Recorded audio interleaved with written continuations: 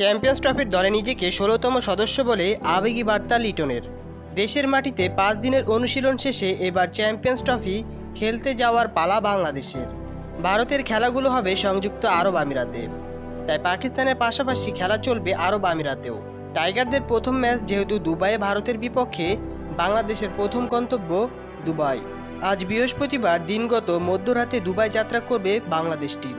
রাত 2:45টায় ঘড়ির কাঁটায় তখন 14ই ফেব্রুয়ারি দুবাই যাত্রা করবে শান্ত মুশফিক, মাহমুদুল্লাহ, সৌম্য, মিরাজ, মুস্তাফিজ।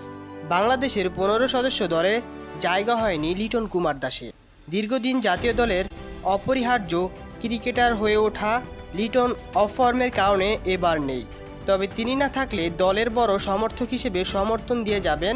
সামাজিক যোগাযোগ মাধ্যম ফেসবুকে এক আবেগী বার্তায় এমনটাই জানিয়েছেন লিটন কুমার দাস। উইকেট রক্ষক এই ব্যাটার ফেসবুকে লিখেছেন, আইসিসি চ্যাম্পিয়ন্স ট্রফি 2025-এ এই দুর্দান্ত দলটির জন্য শুভকামনা। আমি বিশ্বাস করি এই মর্যাদাপূর্ণ টুর্নামেন্টে এই দলটি তাদের সেরাটা দেবে। বিশ্ব সাক্ষী থাকবে টাইগাররা কেমন খেলে। আমি দলে জায়গা করে নিতে পারিনি, কিন্তু এটা আমাকে দলের সবচেয়ে বড় সমর্থক করে তুলবে। আমি প্রতিটি রান, উইকেট এবং ক্যাচের জন্য উল্লাস করব। ভিন্ন ভূমিকায় দলের 16তম সদস্য হিসেবে তোমরা আমাকে সাথে পাবে। যারা চ্যানেলটা এখনো সাবস্ক্রাইব করেনি তারা চ্যানেলটা এখনো সাবস্ক্রাইব করুন এবং পাশে থাকা বেল আইকনটি বাজিয়ে দিন। ধন্যবাদ।